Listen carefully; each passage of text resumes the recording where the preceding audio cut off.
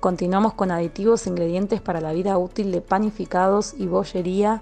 Le damos la bienvenida a la doctora ingeniera Ana Ferrogiaro, técnico comercial, patrocina la siguiente charla ADAMA. Hola, buenas tardes a todos. Me presento, soy Ana Ferrogiaro, responsable técnico comercial de ADAMA Sociedad Anónima. Y la idea hoy es poder compartir algunas innovaciones que podemos presentar a través de Corbion, de productos que están indicados para mejorar o trabajar sobre la vida útil de panificados y bollería. Vamos a mirar un poco primero qué es lo que estamos usando hoy y cómo podemos también potenciar los productos que tradicionalmente se usan con esta finalidad, y luego veremos algunas nuevas aplicaciones que van acompañando las nuevas tendencias en cuanto a rotulado frontal y en cuanto a las nuevas expectativas que tienen los consumidores respecto de el etiquetado un poco más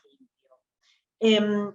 Bueno, en sí, cuando nosotros hablamos de conservar un producto en general y un panificado en particular, se suele aplicar lo que se conoce como la tecnología de barreras, ¿sí? O sea, no tenemos una única barrera para poder controlar los microorganismos, ya sea tanto patógenos que pueden producir enfermedad en el consumidor, como aquellos microorganismos que quizás no producen enfermedad, pero que sí alteran el producto y nos limitan los tiempos de vida útil que podemos tener. Entonces lo que se suele aplicar son estrategias, ¿sí?, diferentes para los distintos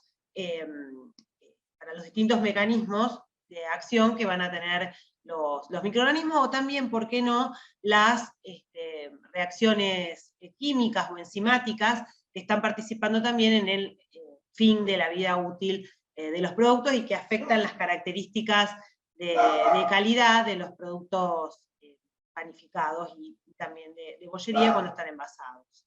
Estas estrategias de preservación, estas estrategias de barreras, consisten en ir poniéndole obstáculos al desarrollo de los microorganismos o a las reacciones de deterioro. Y estas estrategias incluyen, por ejemplo, la acción sobre el medio, ¿sí?, lo que se conoce normalmente como las buenas prácticas de manufactura o las buenas prácticas de fabricación, que limitan la cantidad de población microbiana que pueda llegar a incidir sobre el producto. Y después ponemos barreras estrictamente a lo que serían las condiciones del desarrollo, como por ejemplo el pH o la acidez, el cloruro de sodio, que para muchos microorganismos puede ser una barrera, para otros no, para otros puede ser una selección, pero en general a niveles altos de sal, de cloruro de sodio, tenemos una baja de la actividad acuosa relacionada, así como con el resto de los sólidos, los cuales van a dificultar de nuevo el desarrollo de microorganismos. Luego vamos a tener también las temperaturas, ya sea temperaturas de conservación, como temperaturas aplicadas en los procesos térmicos, que van a, en el caso del proceso térmico, destruir los microorganismos, y en el caso de las temperaturas de conservación, pueden retrasar o retardar el desarrollo de los microorganismos. Y luego tenemos lo que normalmente conocemos como conservantes, ¿sí?, que también tienen actividades específicas para grupos de microorganismos para ralentizar su desarrollo, o directamente tienen una función biocida, ¿sí?, es decir, que los van a destruir, a matar. Todas estas estrategias aplicadas en conjunto lograrían que nosotros tengamos el primer objetivo del alimento, que es que sea inocuo, ¿sí?, que no produzca enfermedad, y el segundo objetivo es justamente poder tener una vida útil compatible con las necesidades comerciales, ¿sí?, y de logística que tenga la empresa. Estas estrategias en general se aplican en conjunto, ¿sí? para los distintos productos, y son las que, muchas de ellas, digamos, que podemos manejar, ¿sí? Que podemos manejar desde la producción industrial. En los productos panificados, ¿sí? Digamos, hay que conocer en primera instancia cuáles son aquellos microorganismos que pueden estar participando en el deterioro del producto. Y ahí justamente tenemos representado en esa imagen la actividad, ¿sí? O la evidencia del desarrollo de hongos, ¿sí? Que mayormente lo que tenemos en panificado son el Aspergillus niger y los Penicillium, que hacen las manchas verdes, o ahí como en esa imagen, como si fuese toda una pátina verdosa y dura en la superficie. Entonces las barreras que nosotros vamos a utilizar, ¿para qué van a ser? Justamente van a ser para atacar el desarrollo de los hongos. Lo primero que hay que conocer, digamos, es el enemigo que tenemos que combatir. Entonces, bueno, una vez que este enemigo es conocido, podemos aplicar las distintas estrategias, que en el caso de panificado son las buenas prácticas, un control del pH, la utilización de inhibidores de hongos, y la microbiología significa conocer la microbiología. Si nosotros no sabemos cuál es el problema puntual que tenemos en la vida útil, difícilmente lo vamos a poder resolver. Lo más importante siempre es entonces poder tener una idea de cuáles son las cepas o cuáles son los microorganismos que están afectando a nuestro producto, para poder después, en función de eso, sí elegir una estrategia adecuada para combatirlo. Esto muchas veces a nivel de la industria o no se puede hacer o no se hace, y entonces es como que aplicamos herramientas que quizás no son las específicas para el problema que tengamos en particular. Entonces siempre lo que nosotros recomendamos es poder caracterizar realmente la microbiología y poder identificar cuáles son los microorganismos que nos están afectando. Y en función de eso, entonces sí vamos a poder elegir y aplicar la o las estrategias adecuadas. Normalmente, y de forma, digamos, tradicional, la mayoría de los productos que se elaboran, digamos, de panificados o budines, ¿sí? Y productos de bollería en general, utilizan el propionato de calcio o de sodio en algún caso como conservante genérico, ¿sí? Y, digamos, viene utilizándose desde hace mucho tiempo como antimoho o antifúngico, ¿sí? Y ha dado buenos resultados, por eso tiene una difusión tan amplia. Pero hay detalles que a veces también en esto de, bueno, se usa porque siempre se usó, ¿sí? Por ahí es importante poder quizás mejorar la performance de este producto, de este aditivo, ¿sí? Y es justamente conocer a qué pH trabaja mejor el propionato de calcio. El propionato de calcio en realidad lo que tiene actividad contra los hongos y levaduras es la forma disociada, ¿sí? Es decir, al provenir es una sal el propionato que proviene de un ácido débil. Entonces, cuando en el producto se entra en contacto con la humedad del producto y se puede llegar a disociar y a estar en equilibrio el propionato con el propiónico, lo que tiene capacidad de penetrar la célula es el propiónico. Entonces, en realidad, mientras más forma disociada del ácido yo tenga, mejor actividad antifúngica voy a tener. Pero ¿qué pasa? Tampoco puedo tener pH tan bajos porque le cambiaría el sabor característico de los productos, e incluso podríamos poner en riesgo las proteínas del gluten por desnaturalización, si el pH es muy bajo. Entonces, si bien la actividad del propionato sería mejor, como podemos ver acá en esta tabla, a pHs muy bajitos, ¿sí? Entre 2 y 3, lo que se utiliza normalmente son pHs alrededor de 5, 5,2, ¿sí? Que permiten tener una buena efectividad del propionato de calcio con una cantidad de forma asociada y disociada, pero que tiene aún una buena efectividad en el control y aparición de mohos. Entonces, eso es algo que se puede lograr desde la formulación y desde el manejo del producto, agregando ácidos. Lo que digamos, nosotros recomendamos por ahí es que este pH de 5,2 se pueda lograr en la masa agregando ácido láctico, ya que el ácido láctico tenemos formas líquidas y en polvo, la forma líquida es el costo-dosis es más conveniente, ¿sí? Porque es un producto que es más económico, pero normalmente nosotros en la fórmula de panificado tenemos fase líquida o agua o algún otro componente, en los budines tenemos huevos, entonces se pudiera agregar con la fase líquida, ¿sí? el ácido láctico para alcanzar este pH de 5,2 que va a mejorar la actividad del propionato, o incluso se puede bajar la dosis, ¿sí? Utilizada de propionato de calcio mediante la acidificación del medio para favorecer su actividad. El ácido láctico, respecto de otros ácidos, como por ejemplo el cítrico, que se usa en algunos casos, o se puede utilizar también para bajar el pH, es que el ácido cítrico tiene un sabor mucho más pungente, mucho más fuerte, y por lo tanto podría no ser compatible con el panificado. En cambio, el sabor del ácido láctico es mucho más suave, más agradable, tiene un perfil de sabor mucho más agradable y mucho más estable, sin tanto pico de sabor como el cítrico, tanto pico de acidez como el ácido cítrico, y además puede tener ciertas notas referidas a lácteos que sí es más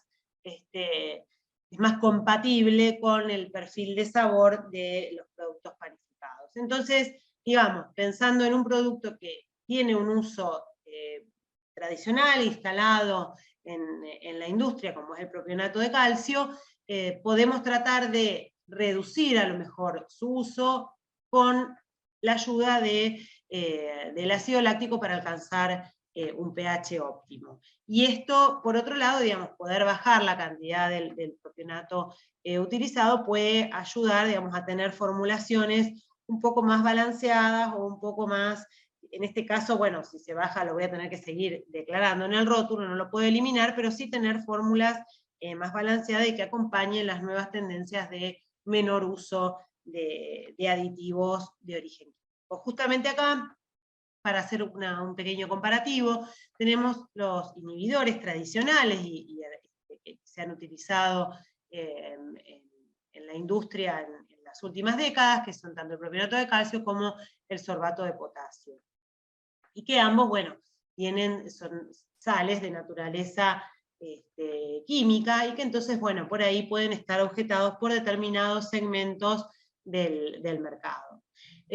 Para ello, bueno, Corbion ofrece inhibidores de origen natural, con un apelo más natural y con una rotulación más amigable en la mayoría de los casos, que digamos, en su formulación o en su composición, más que su formulación, son vinagres, fermentos, azúcar fermentada o azúcar cultivada, eso dependerá después el nombre que uno pueda colocar, dependerá del país y de la legislación de los países, y también jugo de pasas de uva. Todos estos inhibidores van a trabajar sobre la población de hongos que pueda estar presente en productos panificados para inhibir su desarrollo y, bueno, justamente cumplen con el objetivo de tener un rotulado más amigable. Entonces, vamos a centrarnos ahora, después de este pequeño pantallazo sobre la conservación más tradicional, de cuál es el portfolio de productos que ofrece Corbio para panificados, con alternativas que por ahí llamamos cleaner label, porque en muchos casos por ahí no son clean label total, pero sí que tienen una imagen un poco mejor frente al consumidor que los aditivos tradicionales de origen químico. La aplicación o los distintos productos que podemos tener van a depender de justamente lo que comentaba al principio. Va a depender de cuál es el microorganismo, cuál es el hongo que está deteriorando mi producto y cuáles son también las características generales del producto terminado, o si incluye, por ejemplo, como ahí tenemos en la imagen, si incluye semillas, si tiene o no tiene azúcar agregado, ¿sí? O cuál es la población a la cual está destinada ese producto, si es a la población en general, si es para veganos, vegetarianos. Bueno, hay que ver un poco el todo, ¿sí? Para entender cómo es el producto y cuál es la problemática que podemos tener. En general, digamos, presentando así el abanico de productos que podemos tener justamente para conservación panificados, tenemos la línea Verdad, que presenta soluciones líquidas, o sea, productos que son líquidos, y ahí tenemos un producto que también es en polvo. Lo que yo les comentaba antes, en sí no es un gran problema digamos, agregar productos en base líquida, porque en todas las formulaciones vamos a tener agua, entonces siempre vamos a tener una fase líquida con la que podamos trabajar, y además en muchos casos hasta es más conveniente porque el propionato muchas veces hay quejas de los operadores de que es muy volátil, ¿sí? Y entonces para cuando se está haciendo el fraccionamiento de los ingredientes puede llegar a molestar, y más allá de que el barbijo ya está totalmente instalado, no solo en los que fraccionan ingredientes, sino normalmente en toda la producción, y eso, bueno, también un poco se terminó de reforzar e de instalar después de la epidemia de COVID-19, bueno, igualmente puede llegar a ser molesto en el trabajo los productos en polvo, más si son polvos muy finitos. Entonces a veces tener una opción líquida incluso no solo no molesta, sino que hasta puede ser una ventaja. Pero bueno, cada uno evaluará dentro de su planta y con su proceso qué le conviene hacer.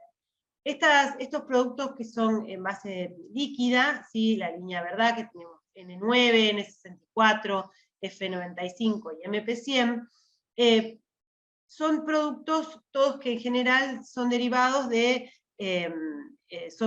fermentos, ¿sí? Son productos de fermentación. Corbion tiene una larga tradición en el uso de la fermentación para obtención, por ejemplo, de ácido láctico, que es producto de base, y después se fue derivando para otras alternativas de fermentaciones con ya no a veces homofermentación como la fermentación del láctico, sino heterofermentaciones, es decir, fermentaciones que dan como resultado una variedad de productos, y que en esa variedad de productos de la fermentación tenemos un espectro más amplio de acción contra los microorganismos. El ácido láctico va a actuar principalmente como bactericida, ¿sí? Entonces, y nosotros en este caso lo que mayormente nos preocupa son los hongos, ¿sí? Los mohos. Entonces, bueno, hay que ir por ahí para otro lado con la fermentación. Son estos productos de la línea Verdad líquida, son vinagres, como el caso del N9, o azúcar fermentada y vinagre destilado. El vinagre, la problemática que puede tener es en el sabor, ¿sí? Tiene un sabor más fuerte, más marcado, entonces utilizando vinagre destilado tiene un sabor mucho más agradable al consumidor y no es tan evidente como en el caso de los vinagres. El F95 es azúcar cultivada, también como efecto de esta fermentación del azúcar se obtienen una serie de ácidos orgánicos, que son los que en definitiva van a tener actividad contra los microorganismos, los ácidos orgánicos producidos por la fermentación. Y el MP100 también es un fermento que da como resultado una mezcla de ácidos orgánicos activos, y sobre todos estos productos hay a disposición distintos trabajos que son en comparación con la vida útil frente al propionato de calcio, y pueden tener un desempeño similar y mejor en algunos casos a el desempeño del propionato de calcio. Y después también tenemos una solución en polvo y de sabor muy agradable, compatible con el panificado, que es el Verdad N30.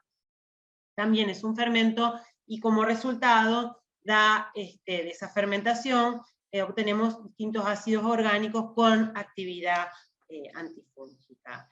En general, digamos, respecto de la rotulación, como les decía antes, dependerá del país de destino, pero en general se pueden rotular como aroma natural o como azúcar cultivada, y bueno, eso ya va a depender un poco de cada país, cómo los organismos regulatorios aprueben el producto. Pero en general van a tener entonces un perfil de rotulado mucho más amigable que los productos de origen químico. La vida útil en general, en cualquier producto, depende, es algo que es multifactorial, ¿sí? Y en el caso de los panificados va a depender de la calidad de la harina, que como todos sabemos, dependiendo de las campañas, de la cosecha, del clima, puede ser muy diferente su comportamiento y su rheología. Va a depender de la tolerancia que tengamos después a los distintos procesos a los que es sometida esa masa. Obviamente va a depender de la formulación, de qué otros ingredientes le agreguemos a esa masa, dependiendo del producto terminado. Y bueno, después obviamente va a depender de la vida útil, siempre es una decisión, ¿sí? Si permitimos que el producto llegue hasta determinada característica de calidad sensorial, o permitimos que llegue a otra calidad sensorial. Lo que no es negociable es la salud, vamos a decir, la parte de microorganismos patógenos o indicadores en un nivel muy alto, y eso también depende de la legislación de cada país, cuáles son los niveles, pero bueno, en general está bastante unificado, pero sí es más negociable cuáles son los atributos de calidad que yo voy a considerar, organoléptica, digamos, que yo voy a considerar que marcan el fin de la vida útil del producto. Entonces, ahí sí hay una decisión, y un poco también en base a eso es que vienen estas tendencias de poder, en Europa sobre todo, de poder rotular dos fechas de vencimiento. Una fecha de vencimiento o una fecha de consumo preferente para las características de calidad, y otra, una segunda fecha, donde sí ya puede estar comprometida la salud, o puede estar comprometido el nivel de microorganismos indicadores que podrían estar asociados a un patógeno. Pero bueno, la vida útil en sí es una determinación que tiene una base química o microbiológica, y otra que es sensorial y es multifactorial. Para los productos que sean dulces, ya no el panificado, digamos, los panes tradicionales, también desde Corbion tienen alternativas de nuevos desarrollos para, por ejemplo, los productos de bizcochuelos, tortas, vainillas, budines, ¿sí? Que van a permitir mejorar el comportamiento de la masa, en eso que veíamos recién, en su desarrollo, en su tolerancia a los distintos procesos, y también después en su resistencia en la vida útil, y son soluciones que combinan enzimas, ¿sí? Son mezclas de enzimas, y algunos pueden tener enzimas y emulsionantes, dependiendo de la aplicación y de cuál sea el objetivo que tenemos, pero mayormente están basados en enzimas, por eso son de etiquetado limpio, y están enfocados en reducir el gluten agregado, en reducir emulsionantes, o también se pueden utilizar, hay productos que son para reducción de huevo. Acá tenemos la línea Pristine para estas aplicaciones, en donde tenemos el Pristine 550 DF, que contiene ácido ascórbico en la formulación, pero es un ácido ascórbico de origen natural. viene de la acerola, que es como una frutita roja, y de ella se extrae el ácido ascórbico para este producto. Entonces se puede declarar como extracto de acerola y no como ácido ascórbico. Y este producto, el BF, es especial para panes integrales. Y el Pristine 3000 se usa, hay que utilizarlo también, hay que agregarle el ácido ascórbico, este no lo trae incluido, y sirve para todo tipo de panes, pero ya es más para un acondicionamiento de la masa. Nosotros sabemos que si la masa parte de una mejor condición, también va a ser mejor su comportamiento a lo largo de la vida útil. Y para productos dulces tenemos la línea también, dentro de la línea Pristine, el 30E, que es para sustitución de huevo, y que incluye, este producto sí incluye lecitina, y además de las enzimas, y el Pristine Sweet 330, que es para reducción de emulsionantes en budines, y luego tenemos la línea Ultra Fresh, que es para extensión de vida útil, también basada en enzimas y emulsionantes, y ahí dentro de esa línea hay una gama de productos diferentes para distintas aplicaciones de panes, budines, magdalenas, y ahí tengo la imagen de la tortilla o la rapidita, que también dentro de la línea Ultra Fresh hay aplicaciones que son para mejorar el comportamiento de las tortillas en la vida útil, para que no se peguen, ¿sí? Para evitar el pegado de las tortillas, y en ese pegado que pueda haber humedad que favorece el desarrollo de hongos y levaduras. Entonces acá hay un efecto que de alguna manera puede ser mecánico, ¿sí? de no permitir que se peguen, pero que termina impactando ese efecto mecánico en el desarrollo microbiológico, porque le estamos evitando, digamos, no permitir que se peguen, estamos evitándole una condición que favorece posteriormente el desarrollo de hongos alterativos. Entonces, bueno, hay una cantidad de productos diferentes que se pueden aplicar según la problemática específica, ¿sí? Y a veces uno tiene que recorrer un camino y por ahí dice, bueno, empiezo a trabajar bajando propionato de calcio, mejorando su actividad con ácido láctico, y después paralelamente puedo ir estudiando estas otras alternativas de rotulado un poco más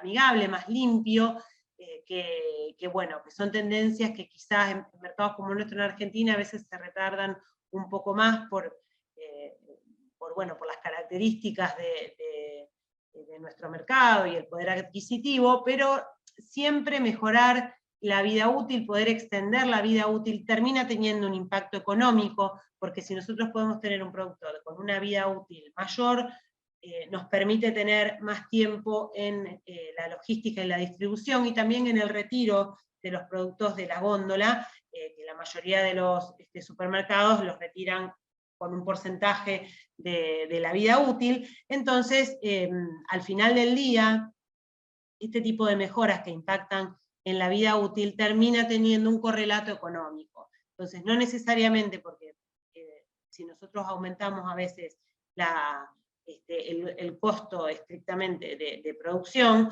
si lo podemos ver reflejado en una mejora de los días de vida útil, en una ampliación de los días de vida útil, eso tiene un retorno económico. Y además que obviamente también hay asociado una reducción de los costos de la localidad, ¿sí? De la incidencia de reclamos, ¿sí? Y lo mismo de esto de lo que son retiros de productos, devoluciones, etc. Pero bueno, cada caso hay que analizarlo, estudiarlo y ver cuál es la aplicación que se ajusta mejor a ese producto y ese proceso en particular. Y bueno, nosotros desde ADAMA estamos a disposición para poder trabajar sobre la problemática de cada uno de los clientes.